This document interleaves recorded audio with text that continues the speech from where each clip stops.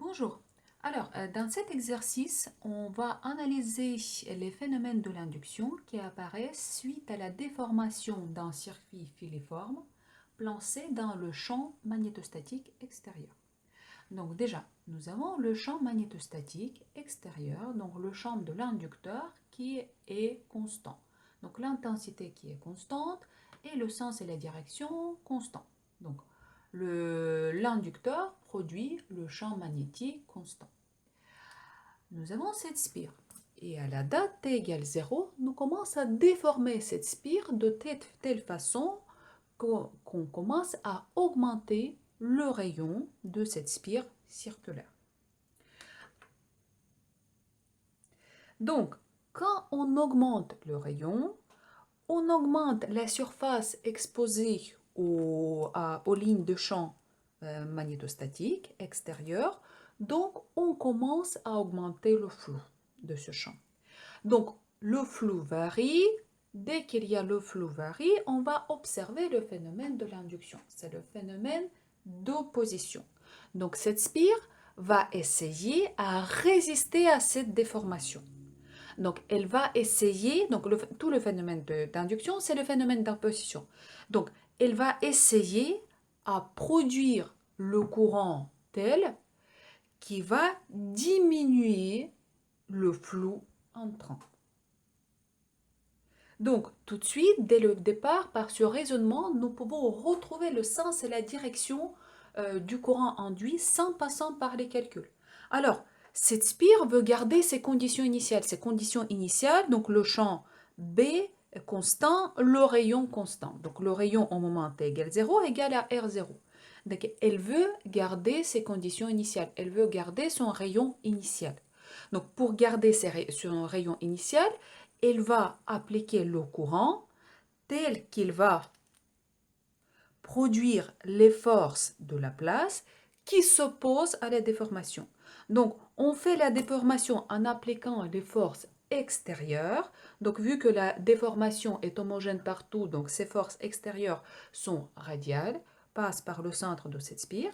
Donc, cette spire va générer le courant tel que la force, par exemple ici pour ce segment du circuit élémentaire de Laplace, aura le sens opposé à la force qui produit la déformation. Et pour avoir dans ce champ B, pour avoir cette force de Laplace de ce sens et la direction, donc on applique la règle de la main gauche. Donc les lignes du champ B entrent dans la paume. Donc je positionne cette force.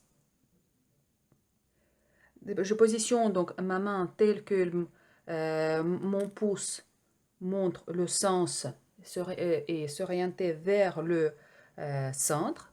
Et dans ce cas, mes doigts vont montrer le sens et la direction du courant de l'induction. Donc, pour produire cette force élémentaire de Laplace, par exemple ici, dans ce segment-là, le courant induit doit avoir ce sens-là. Donc, nous avons déjà retrouvé le courant induit, le sens et la direction, sans passant par les calculs. Donc la force de Laplace produite par le courant induit est toujours la force résistante. Donc ce circuit essaye à garder les conditions initiales. Et maintenant, on va d'abord calculer l'intensité du courant induit et puis on va calculer cette force de Laplace. Alors, pour calculer l'intensité du courant induit, comme d'habitude, on introduit déjà le sens positif pour le courant. Ensuite, on attache une surface pleine à ce circuit filiforme. Donc, on va obtenir un cercle de rayon R. Donc, ensuite, on va orienter cette surface dans le sens de I positif, c'est-à-dire que le sens et la direction du vecteur n unitaire normal à la surface, on détermine en appliquant la règle de tire-bouchon. Et on voit que le vecteur n sera entrant dans ma feuille, donc le sens et la direction, ça sera moins ux. Dans ce cas, donc le flou, ça sera le produit scalaire, donc B0 UX, le champ magnétique extérieur de l'inducteur, moins UX, le vecteur unitaire, fois DS. Donc, le produit scalaire va me donner moins 1. Le champ B0 est constant, donc je peux faire sortir sous l'intégrale. Donc, et il me reste DS. Et la surface DS, ça sera la surface attachée à cette spire. Donc, la surface totale vue par ces lignes du champ magnétique. Donc, ça sera moins B0 pi R au carré. Et notre R varie dans le temps. Donc, au moment T0, R égale à R0. Donc, la surface vue par les lignes du champ, ça sera pi R0. Et le flou, ça sera donc moins B0 pi R0 au carré. Donc, je vais remplacer R donc, par son expression. Donc, ça sera moins B0 pi R0 plus 10T au carré. Et maintenant, on va calculer d'abord F et M de l'induction, la loi d'Orlens-Faraday, moins défi dt, moins et moins se compensent, B0 pi, 2, maintenant je dérive 2 R0 plus 10t fois 10, donc égale B0 pi fois 20 fois R en fonction du temps. Et le courant induit, la loi d'Ohm, donc Fm de l'induction, divisé par la résistance électrique de cette spire.